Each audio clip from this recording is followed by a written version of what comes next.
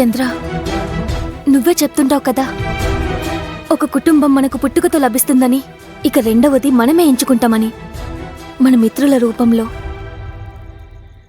నువ్వెంచుకున్న కుటుంబం మీదే భేదాలు చూపిస్తున్నావా?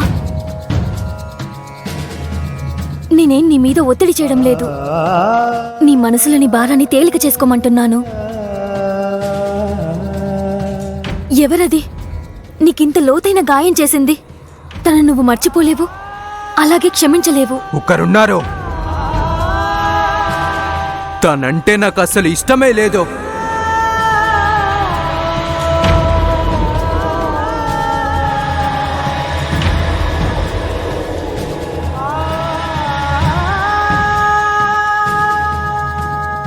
నాకు ఎవరైతే జన్మనిచ్చారో మా అమ్మ,